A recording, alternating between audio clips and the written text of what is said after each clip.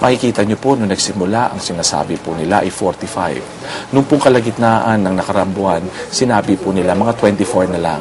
Kaya nga daw po 24 na lang dahil kami rin daw po may kasalanan dahil pinatanggal namin 2.4, yung ill-gotten wealth. Andun na nga po yun sa 2.24. Kahapon po, nung nag-testify si Mr. Vicente, ay 7 o 8 titulo po yun. So, ibawas natin sa 24. So, ilan na po yun? 16. Tapos po, ilan ang parking lot dyan? 3 o 4. Ibawas po sa 16, 12 na lang po. Hintayin nyo po sa mga ilang araw pa. Ang sinabi po namin, maalala nyo, sa pagpunta po namin dito, sa pagpunta ko, 5 po yan. Malapit na po kami. 12 na lang po yan. Yung sa pera naman po, ang pinakikita namin so far, 21 na po. So tingnan po natin, kasi nagsisimula pa lang po kami. Hindi ko po sinasabing paniwalaan po kami, kasi ayokong sabihin na, sinungaling yan, dahil kay Chief Justice yan tagapagsalita. Hindi, ayoko po yun. Basta tingnan nyo po, obserbahan ninyo. Baka mali po ako. Pero ganun lang ba yun? Parang ma-minus. Hindi po. Tama po kayo. Tama po kayo doon. Ang sinasabi lang namin is patuloy. Kasi unti-unti naman po ang paglalatag ng ebidensya. Hindi naman po yan na isang bulwak na gano'n, ibibigay na po, no? Tingnan po natin. Ngayon, tinatawag po kasi sa direct exam, you build your explanation and your story. They are on the other side. They are to cross. They are to destroy what we are to build. So ngayon po ay kami nagbubuo. Ibinubuo namin ang picture, ang larawan, sa tingin namin, yun ang aming paliwanag. Siyempre, at the end of the day, ang mag-uusga po ay ang Senate, as an impeachment court, at ang ating taong bayan. Kami po ni Congressman ay nandito lang para makapagsalita, magpaliwanag. Pero of course, we don't take it personally. We just explain it the best we could. Attorney Tranquil, kahapon din na nabanggit ni Senator Pangilinan na tila selective daw ang Supreme Court sa mga pagbili ng mga magte-testify. At natatanong nga ng mga tao, ay nakakuha ba kayo ng mismong waiver or written waiver na pinapayagan ng SC mag-testify ang kanilang empleyado? Maganda po yung tanong na yan. Kahapon pa po sa akin tinatanong. At sigurado ang ating congressman dito ay may sarili ninyang opinion regarding sa bagay. Oo nga, napansin ko. Salamat po. Salamat po, congressman. Hindi po, ang paliwanag ko rito kasi si Bayuga po, si Mrs. Bayuga, kung tamang pangalang nabigkas ko, ay hindi lang po, kung kami tumawag, sila po ay tinawag nila. 4 na araw po yan nakabinbin dito. Nandyan po yan. Hindi po namin nga malaman bakit po nila hindi tinawag. Matapos po, kaya sumulat yan. Dahil sabi niya, 4 na araw na po ako nandito. Bakit pa po hindi na natawag? Hindi po ako makapagtrabaho sa Supreme Court. Tatawagin daw siya kasi nawala na siya. Yun nga. Kaya humingi naman po kasi siya ng permiso So, yun po ay kami nagtataka. Kaya ko lang naman sinasabi, for proper information, para pag-decide ng ating mga kababayan, talaga ba itinatago namin o na Supreme Court, noon po may oportunidad. Ngayon po, sasabihin nila, Bert, nagkaroon ng judicial privilege po yan noong February 14. Ang sasabihin ko po, hindi po yan sakop ng deliberative process or anything na enforcement ng isang order or desisyon. Yun po yung aming paliwanag doon. Kasi po ito allowances sweldo po So, yun po ang paliwanag. So, kaya rin po pumayag kayo na mag-testify ang clerk of court nung pinipresenta ng prosecution si Attorney Vidal? Hindi po, wala pa. Yung po mga panahon na yon, wala pa rin pong desisyon na yon. At siyempre, tumatalima naman yung clerk of court na Supreme Court na bilang paggalang sa impeachment court. Kung makita nyo nga po, hanggang kanina, naalala ko para siyang nangangatog noon Nangangatog po siya. Kumakalog ang boses. Hindi mo naiintindihan po natin. Tao lang Opo. Ngayon, ito pong isa sa mga witnesses ay si Demetrio Vicente, may-ari nitong apparently itong binili daw niya yung Marikina Heights property, na hanggang ngayon nasa pangalan, after 21 years, nasa pangalan pa rin ni Cristina Corona. Now, if you yung naisip ko lang bakit 1992 nandun pa rin sa SALN ni Cristina ni Justice Corona yon when they claim that binili na yon yung 1990 pa lang. Opo. Pwede lalo natin yung kadistrito. Kadistrito niya. Pinoto kaya kayo doon. Hindi. Ako na lang talaga. Sa totoo lang, pati ako maraming tanong. Kaya oras ko ibinibigay ko. Sige po, Attorney Tranquil. Makikinig na lang po ako. Hindi naman po maganda. Pagsalitain po natin si Congressman. Hindi. Totoo. Bakit nga ba? Ay, ganito po yan. Tinanong nga po yan kahapon. Kasi para malinawan kami, ipaliwanag ko rin sa mga kasama ko. Yes.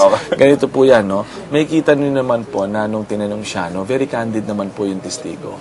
Makita nyo po, kahit papaano ikot-ikotin yung katanungan, yung mga dokumento, ay talagang kabisado niya, biyasang-biyasa. Kaya nga po sa ako yung nagtataka. Ang sinasabi ko lang sa ating mga kababayan, na tingnan nyo po ng kabuuan.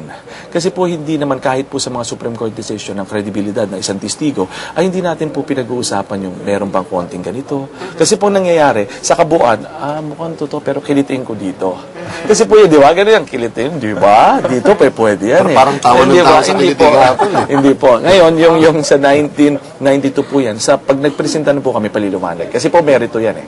Ayoko pong i-touch ngayon dahil nga, katulad ng sinabi, hindi po, katulad ng sinabi ni, katulad sinabi ni Congressman Miro, is we don't want to prompt each other.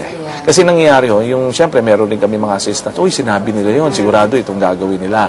So, iwanan. Pero po, kung titingnan Hindi, pero tayo lang naman. Pwede mong sabihin. Hindi lalabas yan. Hindi po. Makikita nyo naman yan, siguro. Ay, wala naman bad faith. Napakaliwanag naman po yung proseso eh. Up to that time, kahit pa sabihin ng 92, sumunod ba? Meron pa?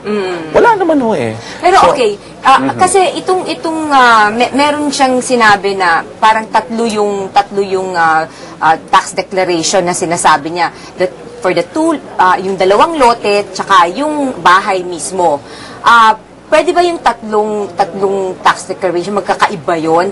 Pagkatapos yung building o yung bahay niya hindi rin niya pangalan. Pwede ka bang mag-pay ng tax debt at mag-build doon nang hindi mo pangalan? Is that allowed?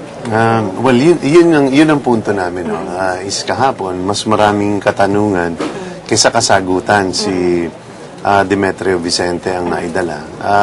Siguro, marami pa naman silang ipipresentang ebidensya, pero yung mga katanungan doon ay nagkaroon ng deed of absolute sale 1990. Pero dineclare pa rin uli noong 1992. Nandun yon. Pero 93, 94, bigla na rin nawala na naman yon. So sinasabi namin na sa tingin namin ay dapat idinideklara ito ni Chief Justice dahil pagmamayari pa rin nila ito. Dahil yung deed of absolute sale ay 1990, ni-notarize ng isang notaryo na apparently hindi lisensyado. So nakaka-apekto yun mismo dun sa validity ng deed of absolute sale.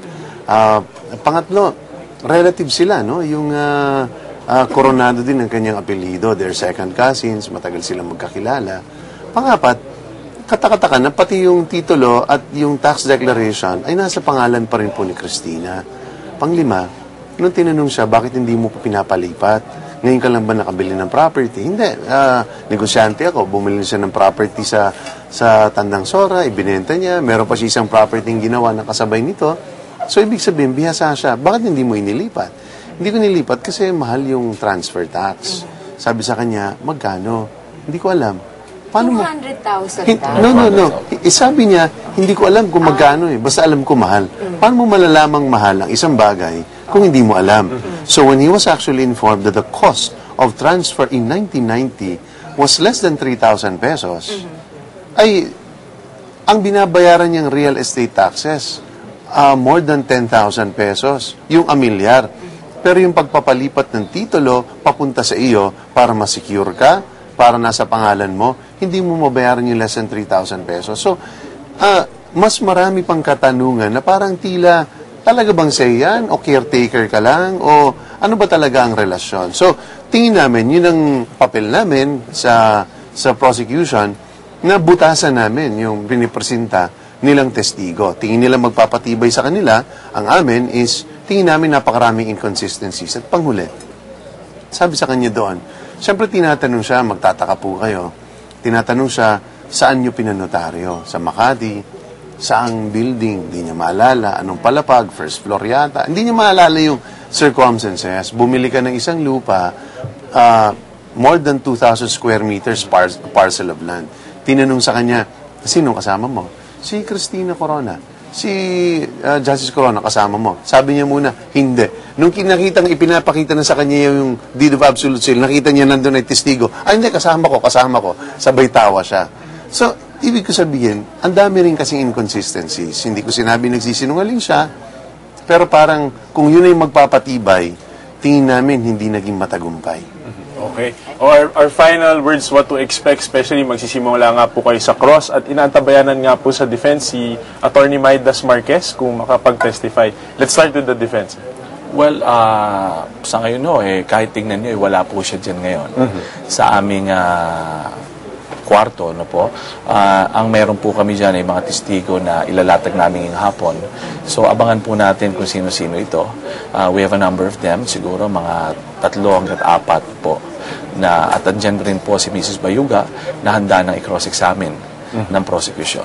So, yan po ang mga asahan ninyo sa amin ngayong hapon. Well, kami, umaasa po kami na mas mabilis po ang proseso. So, hanggat hindi maaari, hindi tayo mag-object dyan kung unless very important talaga. So, para sa amin ay sana wag selective lang yung Supreme Court. Kasi napapansin namin, si Maidas Marquez, pinapatawag namin. Ayaw nilang papuntahin. Yung mga process servers, ayaw nilang papuntahin. Parang tila sabi ng isang kasama ko, parang ang Korte Suprema ba, bibitawan yung empleyado kapag alam nilang will protect the Chief Justice, pero kapag harmful, hindi nila bibitawan. Parang yun ang katanungan. Okay, maraming salamat po sa inyong dalawa. Jam-packed ang ating araw at para mas maliwanagan tayo sa mga kaganapan kahapon, punta natin ng highlights ni Veronica Baluyot Jimenez. Sa Day 28 ng impeachment trial ni Chief Justice Renato Corona, ipinakita ng depensa na kumita si Corona ng mahigit 21,600,000 pesos mula 2003 hanggang 2011. Lumabas din sa paglilitis na nakabenta ng 8 ari-arian si Mrs. Corona noong 1990. Pero naging palaisipan kung bakit magpahanggang ngayon ay nasa pangalan pa rin niya ang properties. Napagpasyahan ni Presiding Officer Juan Ponce Enrile na hindi maaaring pilitin ang sinumang miyembro ng House of Representatives na tumestigo sa impeachment courts ang ayon sa konstitusyon. Nais sanang ipasabina ng depensa ang ilang miyembro ng Kongreso para tumestigo. Sinubukan naman ni Senadora Miriam Defensor Santiago ang kredibilidad ng testigong si Congressman Toby Tiangco. Tinanong niya kung nagkaroon ng di pagkakaunawaan sa administrasyon si Tiangco. Is what makes you tick? What is your motivation? Do you have any? My only motivation, Your Honor, to appear before this impeachment court was precisely the privilege speech. So the best way for me